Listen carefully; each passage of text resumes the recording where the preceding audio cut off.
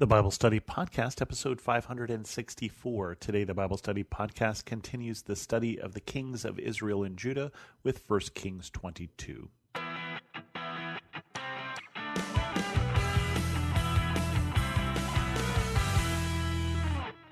Welcome to the Bible Study Podcast. I'm your host, Chris Christensen. Remember, in this story of the kings of Israel and Judah, we've been spending a lot of time on Israel and spending a lot of time on Ahab and his relationship with various prophets.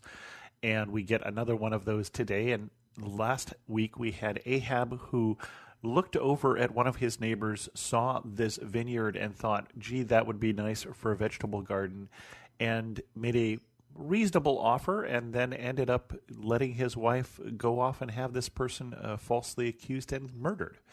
And the prophets told him at that point that his kingdom would end and that he would be killed and eaten by dogs and things like that. Not good news.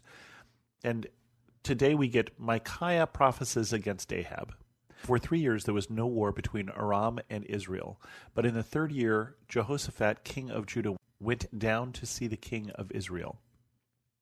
The king of Israel said to his officials, "Don't you know that Ramoth-Gilead belongs to us, and yet we are doing nothing to retake it from the king of Aram?" So he asked Jehoshaphat, "Will you go with me to fight against Ramoth-Gilead?" Jehoshaphat replied to the king of Israel, "I am as you are, my people as your people, my horses as your horses." But Jehoshaphat also said to the king of Israel, "First seek the counsel of the Lord." So the king of Israel brought together the prophets, about 400 men, and asked them, "Shall I go to war against Ramoth-Gilead, or shall I refrain?" "Go," they answered, "for the Lord will give it into the king's hand." But Jehoshaphat asked, "Is there no longer a prophet of the Lord here whom we can inquire of?" The king of Israel answered Jehoshaphat, "There is still one prophet through whom we can inquire of the Lord, but I hate him, because he never prophesies anything good about me, but always bad.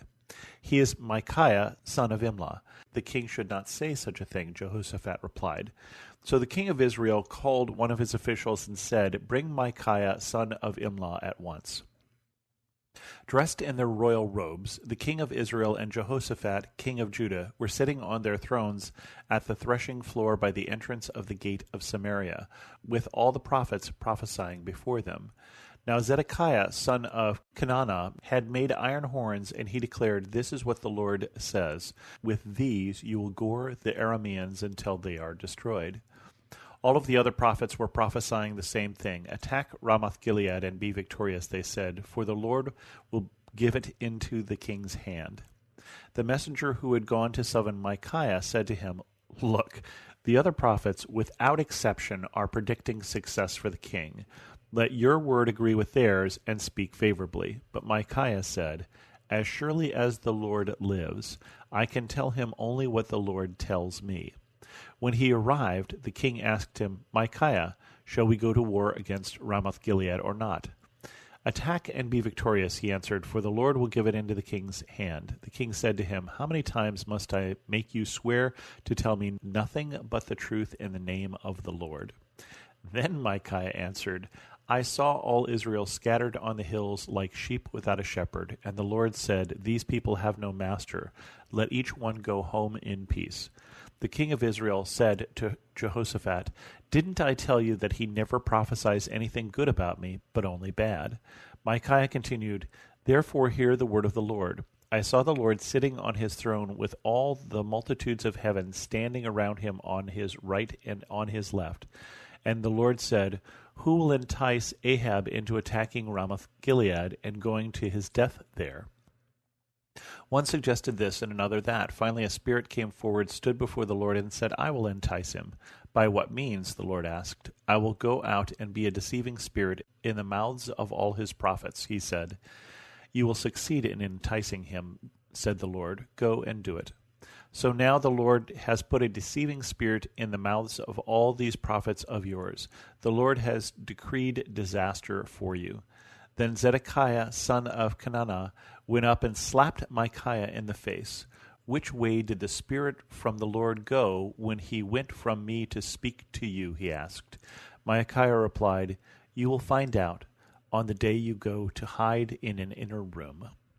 The king of Israel then ordered, "Take Micaiah and send him back to Amon, the ruler of the city, to Joash, the king's son, and say, 'This is what the king says. Put this fellow in prison and give him nothing but bread and water until I return safely.'" Micaiah declared, "If you ever return safely, the Lord has not spoken through me." And then he added, "Mark my words, all you people." Now, one thing that's a little odd in this chapter is we have the king of Judah, Jehoshaphat, and we haven't introduced Jehoshaphat. We're actually going to introduce him later on in this chapter. But I think you probably could sense there was something different about the two kings, and something different about Jehoshaphat than some who had come before him. Right? They're the two kings of the two halves of God's people. Well, not halves. Israel is larger than Judah. And they're going to go to war against Aram. And so Jehoshaphat says, "Great, I'll go with you. My people are your people. My horses your horses. Let's do it. Let's do this thing. But before we do it, let's seek the counsel of the Lord." This is something that is different. And so first, Ahab goes out and he gets 400 different prophets, and they all say, "Great, go! This is the time. You're gonna win victory." And Jehoshaphat doesn't take their word for it. The number doesn't matter. These are not prophets of the Lord. These are, well, they're false prophets, as we will see. But more importantly, they're not even claiming to be prophets of the Lord. Everybody knows they're not prophets of the Lord. When he says, "Don't you have a prophet of the Lord?" Ahab knows who is, right? It's this Micaiah guy, but I don't like him because he brings me bad news. Now, I ask you, what is the job of a prophet? Is it to bring news that the ruler likes, or is it to bring the truth? The correct answer, as Jehoshaphat knows, is to bring the truth. It is better to have a truth that is uncomfortable than a lie that is comfortable. And I think of this in our day and age of, fake news and things like that, of the debate of, the question often isn't, is this true? It's, is this convenient? Is this good for me? And that's the wrong question. But it's often how things are actually being judged. It's not what people say. They say, well, that's not true. And they really mean, I don't like that. It's really the same thing that Ahab is saying, is I don't like this Micaiah guy because he keeps bringing me bad news. Now, if you're going to make a business as being a false prophet, I don't suggest you do. But if you're going to be a fortune teller, if you're going to be a palm reader, if you're going to be anything like that, and again, I don't suggest you do, because the laws of the Old Testament are against those sorts of professions, and they are for this reason that you usually can make more money if you tell people what they want to hear. But that is false prophecy. And so they bring in this Micaiah guy, and before they bring him in, they coach him, right? Everybody has said you should attack. That's the company line. That's the right thing to say. Now go ahead and prophesy. But he comes in, and first he says, oh, sure, go ahead and attack. And I love it that Ahab can tell he's lying.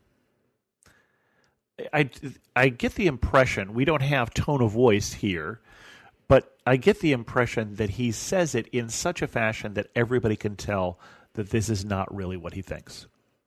And you could imagine him using such a sarcastic voice or something like that, whatever the equivalent is in his generation.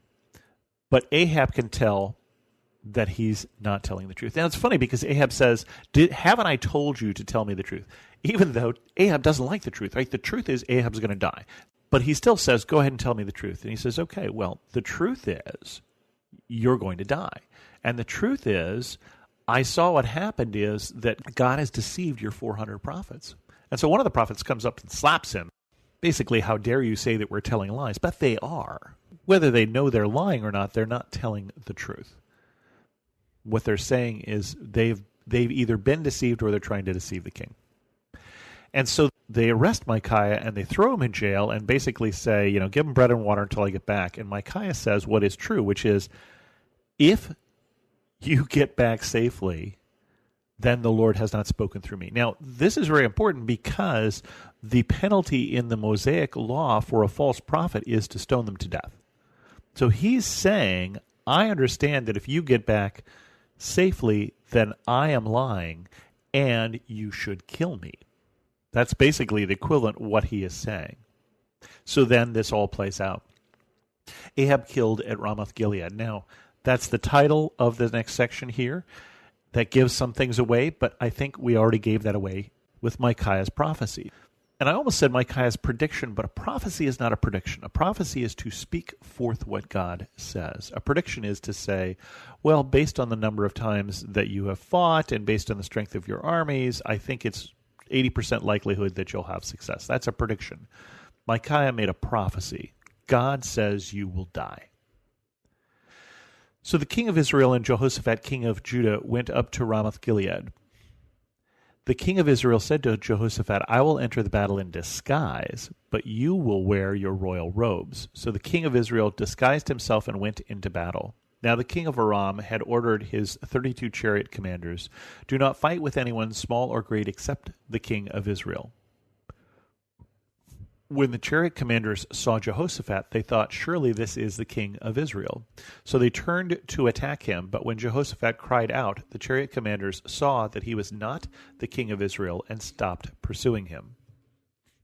But someone drew his bow at random and hit the king of Israel between the sections of his armor. The king told his chariot driver, wheel around and get me out of the fighting. I've been wounded. All day long the battle raged, and the king was propped up in his chariot facing the Arameans. The blood from his wound ran onto the floor of the chariot, and that evening he died. As the sun was setting, a cry spread through the army, every man to his town, every man to his land. So the king died and was brought to Samaria, and there they buried him. They washed the chariot at a pool in Samaria, where the prostitutes bathed, and the dogs licked up his blood, as the word of the Lord had declared. As for the other events of Ahab's reign, including all he did, the palace he built and adorned with ivory, and the cities he fortified, are they not written in the book of the annals of the kings of Israel? Ahab rested with his ancestors, and Ahaziah, his son, succeeded him as king. Jehoshaphat, king of Judah. Jehoshaphat, son of Asa, became king of Judah in the 4th year of Ahab, king of Israel. Jehoshaphat was 34 years old when he became king, and he reigned in Jerusalem 24 years. His mother's name was Azubah, daughter of Shilhi. In everything he followed the ways of his father Asa, and did not stray from them. He did what was right in the eyes of the Lord. The high places, however, were not removed, and the people continued to offer sacrifices and burn incense there. Jehoshaphat was also at peace with the king of Israel. As for the other events of Jehoshaphat's reign, the things he achieved and his military exploits, are they not written about in the book of the annals of the kings of Judah? He rid the land of the rest of the male shrine prostitutes who remained there even after the reign of his father Asa. There was then no king in Edom. A provincial governor ruled. Now Jehoshaphat built a fleet of trading ships to go to Ophir for gold, but they never set sail. They were wrecked at Ezion-Geber. At that time, Ahaziah, son of Ahab, said to Jehoshaphat, "Let my men sail with yours," but Jehoshaphat refused. Then Jehoshaphat rested with his ancestors and was buried with them in the city of David his father, and Jehoram his son succeeded him as king. Ahaziah, king of Israel. Ahaziah, son of Ahab, became king of Israel in Samaria in the 17th year of Jehoshaphat, king of Judah, and he reigned over Israel 2 years. He did evil in the eyes of the Lord, because he followed the ways of his father and mother, and of Jeroboam, son of Nebat, who caused Israel to sin. He served and worshipped Baal and aroused the anger of the Lord, the God of Israel, just as his father had done. So we get this section here where we introduce two different kings, Jehoshaphat, who we've already met and we've already had some reason to like. Although one thing I have to say about Jehoshaphat is, why did he still go into battle at Ramoth-Gilead? Why didn't he believe the prophet of the Lord? Now, it didn't say that he would die, and he didn't die. But Ahab does, even though he goes into battle in disguise. This random arrow is fired and just happens to go in between the chinks of his armor. And this interesting detail here that he is in his chariot, he basically bleeds out. So they go to wash the chariot, and when they wash the chariot, they wash it at this pool where dogs lick up his blood, which is what the prophets had said last chapter. And so that prophecy is fulfilled, as well as the prophecy of Micaiah. Now, it doesn't say what happened to Micaiah, right? He's supposed to be served bread and water until the king returns safely, and the king never returns safely. It might be that he was released because everybody understood that he had told the truth. We do get that sense that the 400 prophets who had prophesied victory, remember that Micaiah told one of them, when you're hiding in your room, right, when they come for you because you have prophesied something that was untrue, I want you to remember this. But we don't know. They doesn't finish telling that story. This is the book of the Kings. And again, while the major conflict in this book is between the kings and the prophets, at this point, we don't finish Micaiah's story. And then we get Jehoshaphat. He's a good king, like his father was a good king. 2 good kings in a row is pretty great. Builds trading ships, although they sink. Even good kings have problems sometimes for quite a while. And then Ahab's son becomes king, and I thought it was interesting. It says he did evil in the eyes of the Lord, just like his father did, but also we're still bringing up just like Jeroboam, son of Nebat, who caused Israel to sin. In other words, any king of Israel at any time could have come back to the Lord, could have said, forget about these other altars that we have, forget about these golden calves that we have set up. They could tear them down, as Jehoshaphat is tearing down still some of these other altars. Not the ones in the high places. He doesn't do everything. But it's still, he leaves the country in better shape in terms of their faithfulness to God than when he found it. Ahaziah doesn't. He still does the same thing. He probably still has the same calculation, which is, if I get people to return to the Lord, they'll want to worship in Jerusalem, and I'll lose my kingdom. And again, that sin of what's more important. Is it the truth? Is it God? Or is it my power? And he is, like all of his ancestors so far, choosing my power. And we'll see how well that works out for him next week. And next week, we start 2 Kings. This is the last chapter in 1 Kings. We're closing in on the end of the story of the kings of Israel and Judah. With that, we're going to end this episode of the Bible Study Podcast. If you have any questions, send an email to host@thebiblestudypodcast.com, or better yet, leave a comment on this episode at thebiblestudypodcast.com. And thanks so much for listening.